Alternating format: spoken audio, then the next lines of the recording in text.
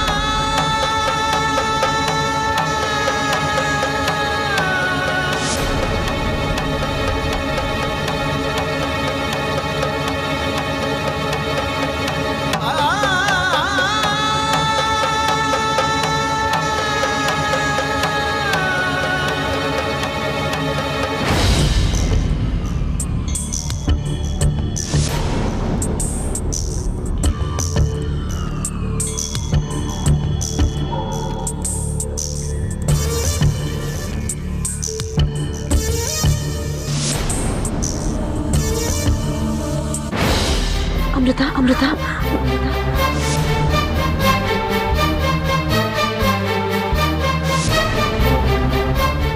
ಅಮೃತ ಅಮೃತ ಅಮೃತ ಅಮೃತ ಕೊನೆಗೂ ನಿನ್ನ ಉಳಿಸ್ಕೊಳಕ್ಕಾಗ್ಲಿಲ್ಲ ಅಮೃತ. ಕ್ಷಮಿಸ್ಬಿಡು. ಆ ಊರ್ಮಿಳ ಶಕ್ತಿ ಮುಂದೆ ನಾನು ಮಂಕಾಗೋದೆ. ಯಾಕೆಂದ್ರೆ ಅವಳ ಹತ್ರ ನಾಗಮಣಿ ಇದೆ. ನಿನ್ನ ಉಳಿಸ್ಕೊಳಕ್ಕಾಗ್ಲಿಲ್ಲ ನನ್ನ ಕೈಲಿ ಅಮೃತ.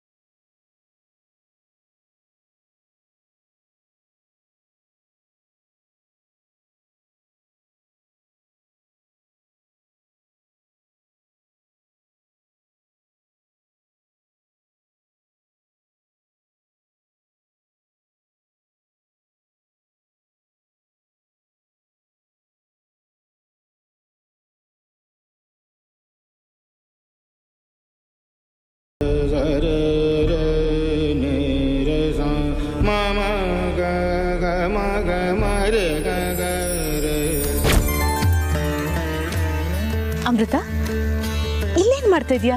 ಏನೂ ಇಲ್ಲ ಅಮ್ಮ. ಏನೂ ಇಲ್ಲ ಅಂತ್ಯ, ಮತ್ತೆ ಒಬ್ಬಳೆ ಇಷ್ಟು ದೂರ ಯಾಕೆ ಬಂದಿದ್ಯಾ?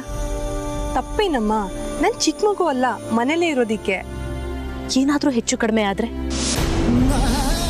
ಶಕ್ತಿ ಸಂಪಾದನೆ ಮಾಡೋದಿಕ್ಕೆ ನಿನಗಿನ್ನೂ ತುಂಬಾ ಸಮಯ ಇದೆ. ಅಲ್ಲಿವರೆಗೂ ನೀನು ತುಂಬಾ ಹುಷಾರಾಗಿರ್ಬೇಕು. ಆ ಶಿವನ ಆಶೀರ್ವಾದ ಇರುವಾಗ ಭಯ ಯಾಕಮ್ಮ ನನಗೆ?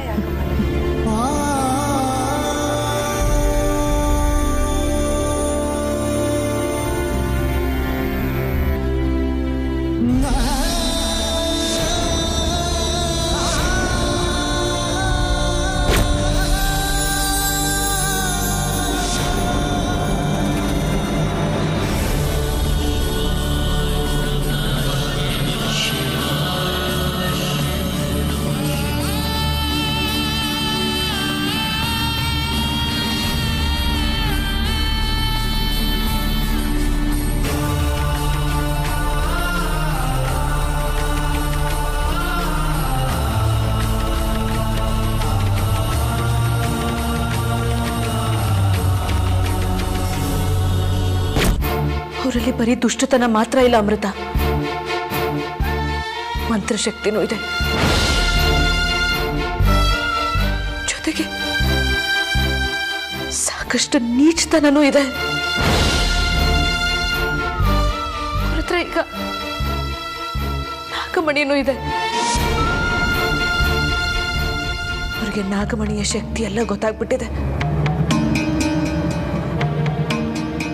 ಹೀಗಾಗಿ ಎಂತ ಹೀನ ಕೃತ್ಯಕ್ಕೂ ಕೈ ಹಾಕ್ತಾರೆ ಈಗ. ಅಮ್ಮ, ನಾವು ಅವರ ಶಕ್ತಿಗೆ ಹೆದರಿ ನಮಗಾಗಿರೋ ಅನ್ಯಾಯನ ಸಹಿಸ್ಕೋಬೇಕಾ? ಸಹಿಸ್ಕೋಬೇಡ ಅಮೃತ.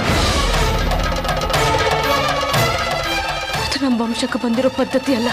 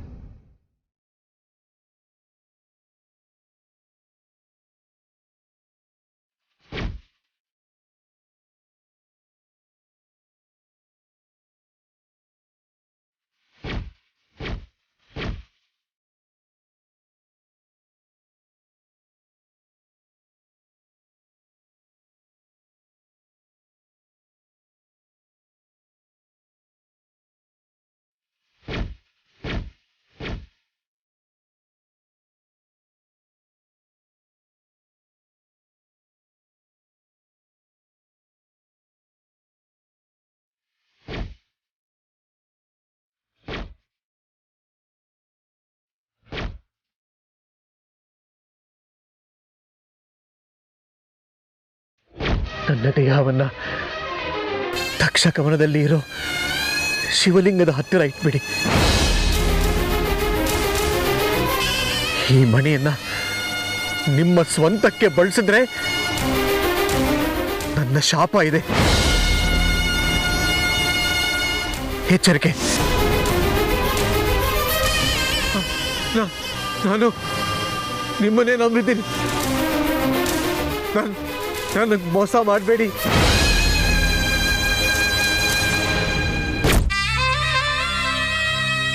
ದೇವ್ರೆ, ಶಿವ, ಯಾಕೆ ಯಾಕೆ ನಮ್ಮ ಮೇಲೆ ಇಂಥ ಘೋರವಾದ ಕೋಪ? ಯಾಕಪ್ಪ?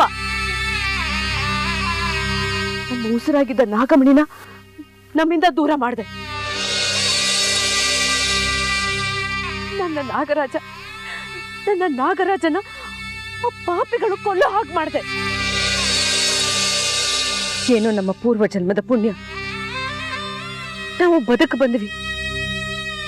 ನನ್ನ ಮಗಳ ಒಡಿಲಲ್ಲೇ ನಮ್ಗೆ ಆಶ್ರಯ ಸಿಕ್ತು. ಆದ್ರೆ ಈಗ ನನ್ನ ಮಗಳೇ ನನ್ನಿಂದ ದೂರ ಆಗಿದ್ದಾಳೆ. ಇದನ್ನ ಹೇಗೆ ಅರಗಿಸ್ಕೊಳ್ಳಿ? ನೀನೇ ಹೇಳು ತಂದೆ, ನೀನೇ ಹೇಳು.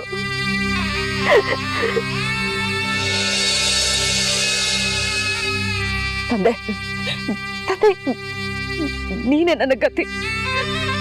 ನೋಡು, ನೀನು ನಮಗೆ ಕೊಟ್ಟ ನಾಗಮಣಿಯನ್ನ ಕಾಪಾಡಕ್ ಹೋಗಿ ನನ್ನ ಮಗಳ ಅಮೃತ ಯಾವ ಸ್ಥಿತಿಯಲ್ಲಿದ್ದಾಳೆ ಅಂತ ನೋಡಪ್ಪ.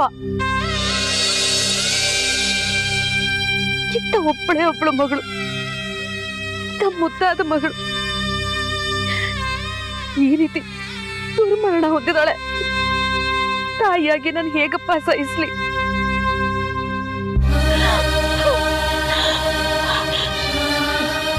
ಹೇಗೆ? ನಮ್ಮ ಸಂಪ್ರದಾಯದ ಪ್ರಕಾರ ನಾನೇ ಹೇಳೋಕ್ ಕೊಳ್ಳಿ ಇಡ್ಲಿ ಹೇಗಪ್ಪ? ತುಟ್ಟಿಟ್ಟ ಕೈಯಲ್ಲಿ ಬೆಂಕಿ ಇಡೋ ಮನಸ್ಸು, ಧೈರ್ಯ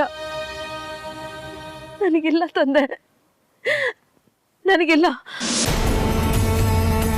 ಅದಕ್ಕೆ ನಾನು ಒಂದು ನಿರ್ಧಾರಕ್ಕೆ ಬಂದಿದ್ದೀನಿ. ಮಗಳು ಇಲ್ಲ, ನಾಗಮಣಿನೂ ಇಲ್ಲ. ಇನ್ನು ನಾನು ಯಾಕಿರ್ಬೇಕು? ನಿನ್ನ ಮುಂದೆನೆ ನಾನು ನನ್ನ ಪ್ರಾಣ ತೆಕ್ಕೋತೇನೆ.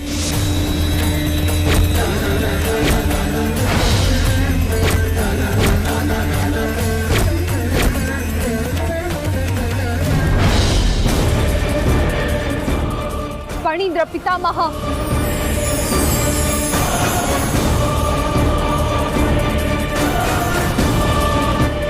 ಊರ್ಮಿಳಾ, ರಣರಂಗದಲ್ಲಿ ಗೆದ್ದ ವೀರಾಗ್ರಣಿಯಂತೆ ಸಂತೋಷವಾಗಿದ್ದೀಯಾ?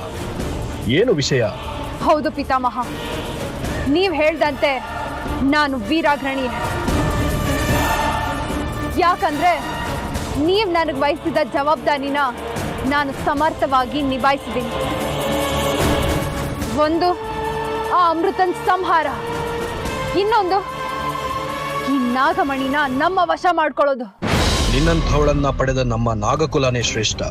ನೀನು ಸಾಧಿಸಿರುವ ಈ ಘನ ಕಾರ್ಯನ ನೋಡಿ ನನಗೆ ಎಷ್ಟು ಸಂತೋಷ ಆಗ್ತಾ ಇದೆ ಅಂದ್ರೆ ಅದನ್ನ ನಾನು ನನ್ನ ಮಾತುಗಳಲ್ಲಿ ವ್ಯಕ್ತಪಡಿಸೋದಕ್ಕೆ ಆಗ್ತಾ ಇಲ್ಲ. ನನ್ನ ಕುಲಕೋಟಿಗಳೇ, ನಮ್ಮ ಈ ವೀರನಾರಿಗೆ ಪುಷ್ಪವೃಷ್ಟಿ ಮಾಡಿ ಸನ್ಮಾನಿಸಿ.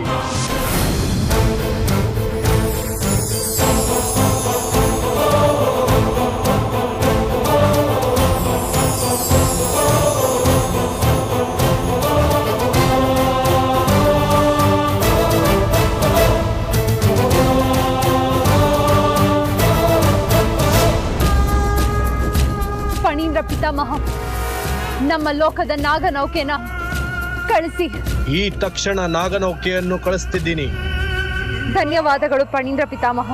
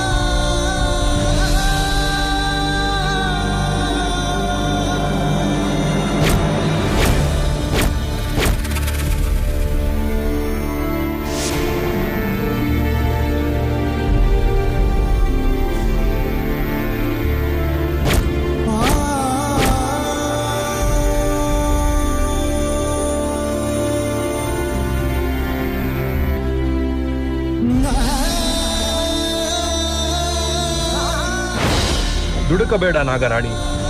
ಮಗಳ ಸಾವು ನಿನ್ನನ್ನ ದಿಕ್ಕೆಡಿಸಿದೆ, ಸಹಜ. ಆದ್ರೆ ನೀನು ಒಂದು ವಿಷಯ ಅರ್ಥ ಮಾಡ್ಕೊ. ಕೆಲವು ವರ್ಷಗಳ ಹಿಂದೆ ಆ ನಾಗಮಣಿಯನ್ನ ರಕ್ಷಣೆ ಮಾಡುವ ಸಂದರ್ಭದಲ್ಲೇ ನಿನ್ನ ಕೊಲೆಯಾಗಿತ್ತು. ಈಗ ಆ ನಾಗಮಣಿ ಇನ್ನೊಮ್ಮೆ ನಿನ್ನ ಕೈಯಿಂದಲೇ ರಕ್ಷಣೆ ಪಡ್ಕೋಬೇಕು ಅನ್ನೋದು ಪರಶಿವನ ಇಚ್ಛೆ ಆಗಿರಬಹುದು. ಅದಕ್ಕೆ ಈ ಘೋರ ಪರೀಕ್ಷೆ ಇರಬಹುದು.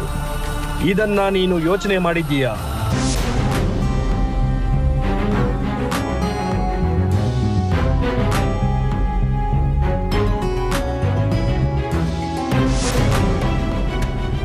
ಆದರೆ ಈಗ ನಾಗಮಣಿ ಊರ್ಮಿಳ ವಶದಲ್ಲಿದೆ. ಅವಳು ಬಹಳ ಶಕ್ತಿಶಾಲಿ ಆಗಿದ್ದಾಳೆ. ಅವಳ ವಿರುದ್ಧ ಹೋರಾಡಿ ಎಲ್ಲೋ ಸಾಮರ್ಥ್ಯ ನನ್ನಲ್ಲಿಲ್ಲ. ಇನ್ನು ನಾಗಮಣಿಯನ್ನು ಹೇಗೆ ಕಾಪಾಡಲಾಗುತ್ತೆ ಹೇಳಿ? ಯಾಕಾಗಲ್ಲ, ಖಂಡಿತ ಆಗತ್ತೆ. ನಾನು ಹೇಳಿದ ಹಾಗೆ ನೀನು ಕೇಳಿದ್ರೆ ನಾಗಮಣಿನ ಆ ಊರ್ಮಿಳಾಳಿಂದ ಮತ್ತೆ ನೀನು ಪಡೆಯಬಹುದು. ನಾಗಮಣಿ ನನ್ನ ವಶಕ್ಕೆ ಬಂದ್ರೆ ನಾಗಮಣಿ ಸಹಾಯದಿಂದ ಮತ್ತೆ ನಾನು ನನ್ನ ಮಗಳು ಅಮೃತನ ಉಳಿಸ್ಕೋಬಹುದು. ನೀವ್ ಹೇಳ್ದ ಕೇಳೋದಕ್ಕೆ ನಾ ಸಿದ್ಧ ಇದ್ದೀನಿ. ಅದೇನು ಹೇಳಿ?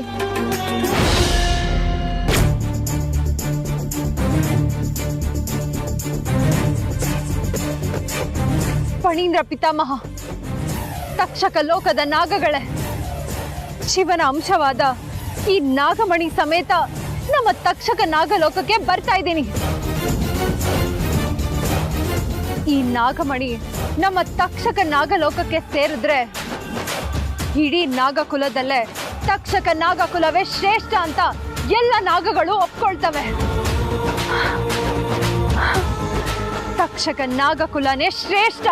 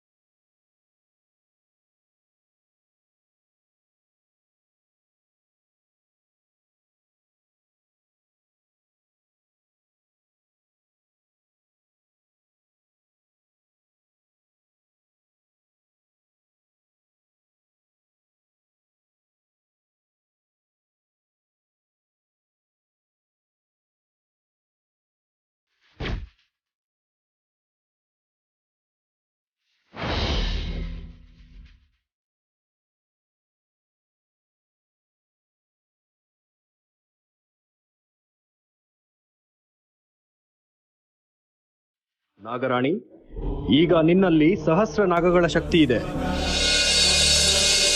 ಮುಖ್ಯವಾಗಿ ಪರಶಿವನ ಕೊರಳಲ್ಲಿದ್ದ ನಾಗರಾಜನೇ ನಿನ್ನ ಬೆಂಬಲಕ್ಕೆ ಇದ್ದಾರೆ.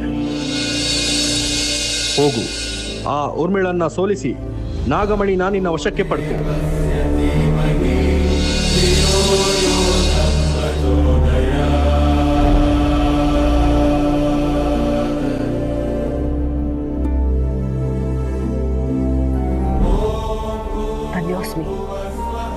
ಧನ್ಯೋಸ್ಮಿ. ನಿಮ್ಗೆ ಹೇಗೆ ಕೃತಜ್ಞತೆ ಅರ್ಪಿಸ್ಬೇಕು ಗೊತ್ತಾಗ್ತಾ ಇಲ್ಲ. ನಿನ್ನ ಕೃತಜ್ಞತೆ ಸಲ್ಲಬೇಕಾಗಿರೋದು ನನಗಲ್ಲ, ಆ ಪರಶಿವನಿಗೆ. ನಿನ್ನ ಭಕ್ತಿಗೆ ಮೆಚ್ಚಿ ಅವನೇ ತನ್ನ ಕೊರಳಲ್ಲಿ ಇದ್ದ ನಾಗರಾಜನ ಕಳಿಸಿಕೊಟ್ಟಿದ್ದಾನೆ. ಇನ್ನ ತಡ ಮಾಡಬೇಡ, ಆದಷ್ಟು ಬೇಗ ಹೋಗಿ ನಾಗಮಣಿನ ನಿನ್ನ ವಶಕ್ಕೆ ಪಡ್ಕೊ. ಹಾಗೆ ಆಗಲಿ.